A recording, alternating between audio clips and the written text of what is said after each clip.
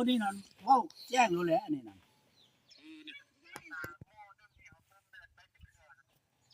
บอกบ่ถูกได้จนมันจืดได้จนว่ากินแล้วบ่มีอายแปลว่าเฮายินใช้จอกขาวแก้วขาวนี่นะจอกแก้วของขาวๆนี่แล้วมันบ่มีสีว่ามันออกสีขาวเปลืดออกเบิดแล้วนั่นแม่นมันจืดแล้วนั่นน่ะสีไดเจ้า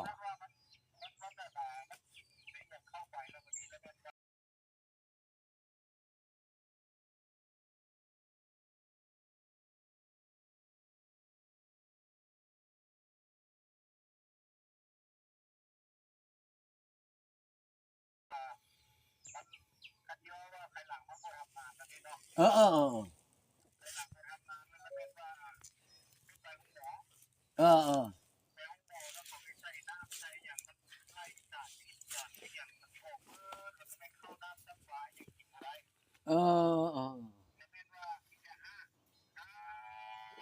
โยธรรมดาแล้วแม่นอืม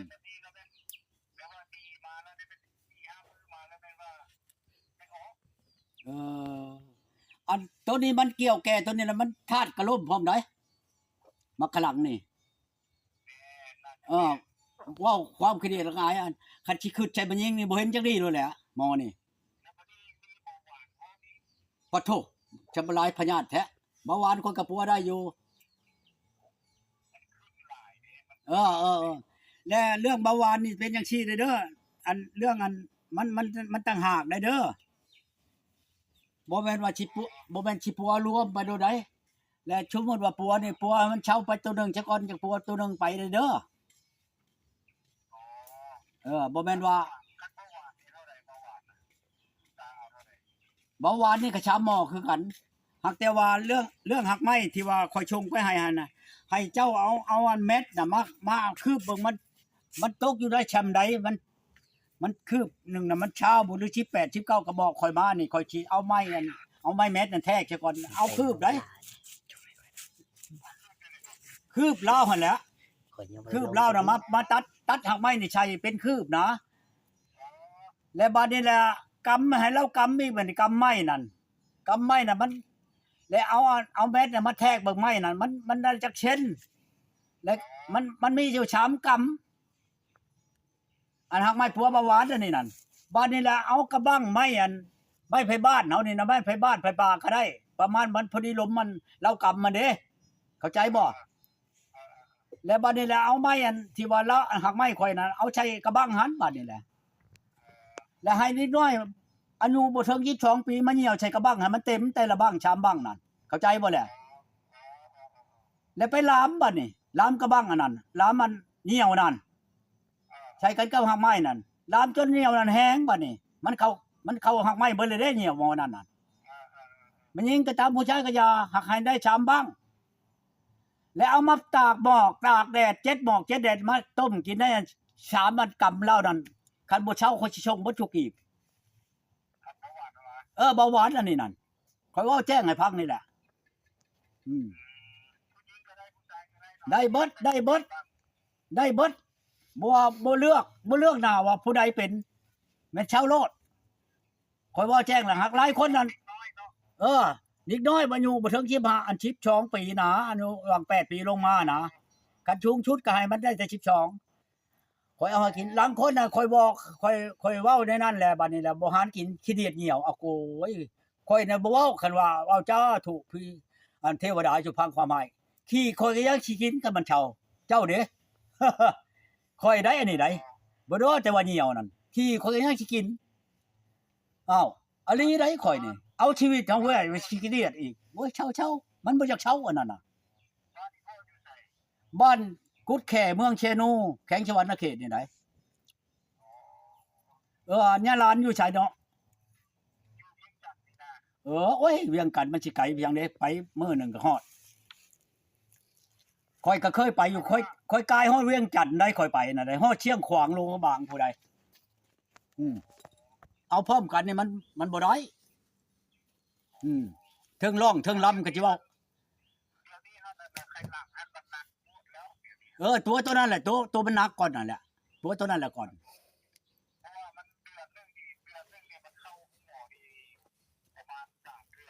ป้าโถป้าโถโอ้ยชิ้นเปลืองหลายโพดแล้วฮิบเดี๋ยวนี้หันเอาอัน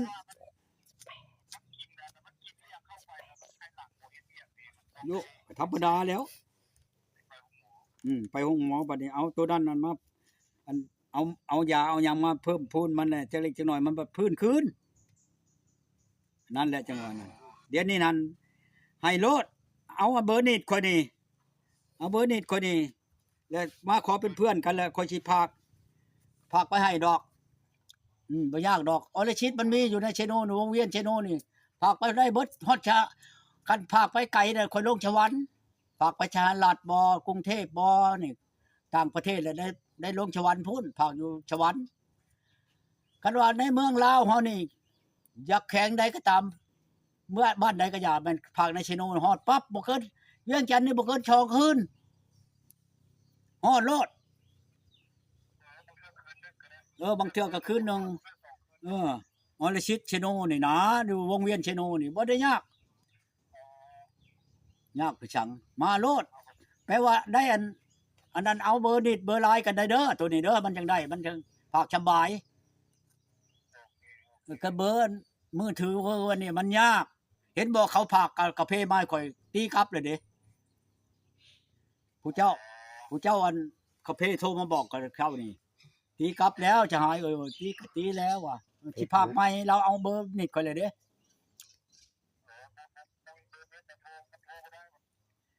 แม่นแล้วเอาโลดเบอร์นิดข่อยสิรับเป็นเพื่อนโลดส่งมาโลดเด้อ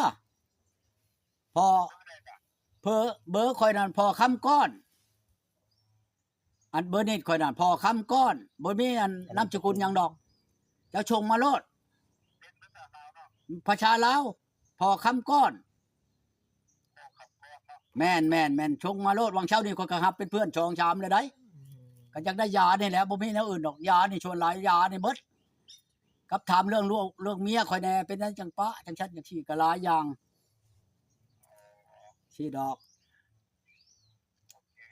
เจ้าอ๋อขอบใจหลายบ่แม่นว่าขี้คุยใช่อ้ายใช่น้องใช่บ้านใช่เมืองดอกผู้ที่โทรมานั่นคันจะได้มาคันว่าแนวใดแนวหนึ่งอันคือว่ามักขลังตับเบาหวานไม่แล้วค่อยชงขึ้นผมเคยผ่านมาเลยบ่ดีเนาะผู้ใหม่อีกบัดนี้668อัลโหลเจ้าอยู่ในเฮือนนี่แหละเฮ็ดได้เนาะขอโทษเด้ออยู่ไสเจ้า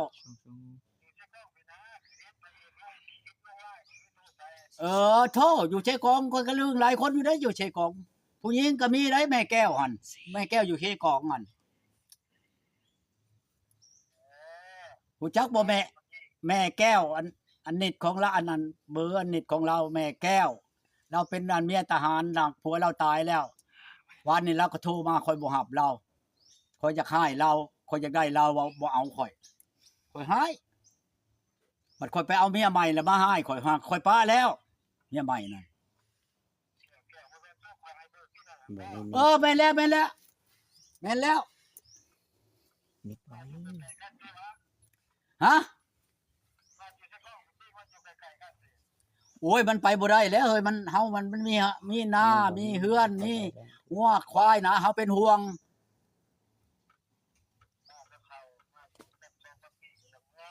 ปอโธฮะเอาแล้วของบ่โทรมาเฮ้ยเอาเบอร์นิดแป๊บโทรมานี่ไผบ่นินบ่นินบ่นี่น่ะไผโอ้ยเฮารถเสียหายหลายแล้วหมู่เอ้ยเฮานี่เฮ็ดอะไรเอาเมียใดก็เมียปะเมียใดก็เมียนี่แต่มันเป็นอะไรจังฮะโยกก็สิเว้าแล้วก็คือจังว่าเว้ากับลูกกับเมียกับอันนั้นก็อยากว่าตัวนั้นแหละคุมมันน่ะคันบ่มีแนวคุมมันบ่หนีดอกแต่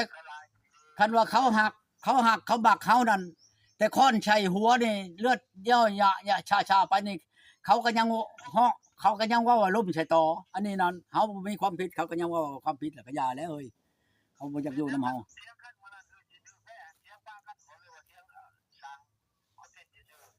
เถียงปะกันได้นั่นใดนี่เห็นเนาะเบิ่งดูเนาะแน่เบิดฮอดที่ใดฮอดเมืองนอกพุ่นโทรมาถามนั่นบ่ได้ว่าแต่เมืองลาวนี่ฮอดเมืองนอกพุ่นโทรมาถามนั่นเขาจนว่าโพดเนาะโพดเนาะเบอร์นี่เบอร์มือถือเฮา0309744535นี่ตอนใดมันโอ้ยชัวร์หลายโถยมันหลายคนคือมื้อนี้ล่ะแต่เช้ามานี่สิวังเช้า30ฉายแล้วเข้ามาหาเฮานี่ผู้รับผู้บ่ได้รับแล้วเฮ้ยลังเทื่อพอคำก้อนอันชงมามึงดูได้ดิชัยเขาอันเบาอันนี้หับเดี๋ยวนี้เขาลงเพจเฮาดูเดี๋ยวนี้น่ะ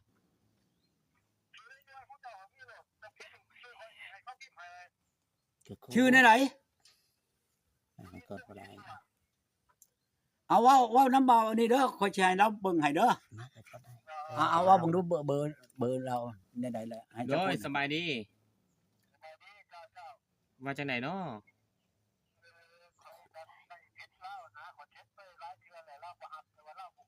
โอ้ซื้อเฟซเจ้าจากไหนเนาะซื้อเฟซเจ้าอินปงศรีสวัสดิ์ศรีสุราษฎร์โดยโดยเป็นตัวดาวเนาะแป๊บหนึงเด้อตู้จานไปดูเบิดหนึง อืมเบิ่งดูคนเบิ่งดูอันเขายังคนให้ เดี๋ยวติด เอ ตาม อก ำลังติดตาม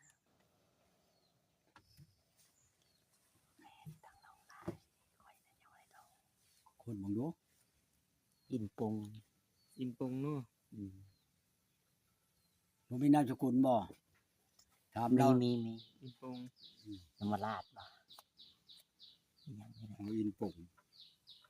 อยู่เชกองหมอนี่นะเอาเบิ่งดูอินปงนี่อุ้ยทั่วเบิดประเทศลาวนี่คอยจังว่าบ่แม่นนั่นดอกคันว่าเมียเป็นเมียนั่นคอยบ่พาเมียถูกได้เพราะว่าชื่อได้เมียนับถือค่อยนับถือเมียนั่นคน โอ้ หุ่มห่อจอจีค่อยบ่แม่นน้อยๆได้ผู้นิยมชมชอบค่อยนี่อันนี้มันหักคือว่าบุญค่อยบ่ชำนี่แล้วว่าหรือในก็ตามมันหักชิมีอยู่ดอกกัน10คนมันหักชิมีอยู่ดอกผู้หนึง ตู้จานได้ละ ได้แล้ว อินปงสัญลักษณ์ นั่นเหรอ เบิ่งค่อย ชงแล้ว ส่งแล้ว ชงหาหมอนี่ได้ แม่น ก็สิโทรเด้อบัดเด้อ เอาเบิ่งอินปงสัญลักษณ์เราบ่แต่เห็นแต่นั่นละ มาได้ใช่ตกใจแล้วประตูเปิดทีนี้ หมู่บ่บ่ตู้ไผอะน่ะคนเคยรู้จักบ่ อินปงชัยละนี่เด้อ เราบ่ทันได้รับเพื่อนเจ้าได้ขอไปหา ฮะ เราทันได้รับเพื่อนซะ เราขอเป็นอันนั้นชื่อบ่ เราบ่ได้ขอ เฮ็ดได้ฉัน เจ้าเฮากฎของเจ้าขอไป บัดนี้เบิ่งค่อย ถ้าเรารับเราก็โทรมาได้คุยกันได้เนาะ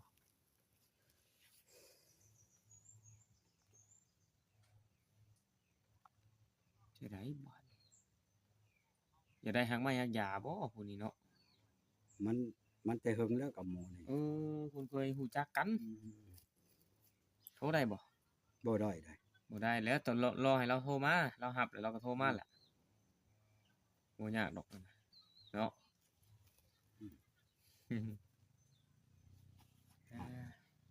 บ่ได้ เดี๋ยวรอให้เราโทรมา ชานเด้อเอาผู้นี้ งั้นแล้วแต่เก่า บางคนก็โอ้ยคันค่อยนั้นอยากได้เจ้าเขาเจ้าก็บ่เอาก็มี หากค่อยบ่ถือบ่แม่นนั่นดอกโทรมาค่อยเอาเมียเลยเด้อค่อยก็ยาค่อยก็เว้านี่เขาก็ยาดอกแหละจนค่อยบ่เว้า ต่อหน้าเมียนั่นมันสิเป็นนั่นคงคนรู้จักแล้วภาษาน่ะคือที่แล้วนี่ความบ่มีหาความบ่มาเว้าอยู่นี่ยามันค่อยก็ดีบ่มีปัญหาหยังดอก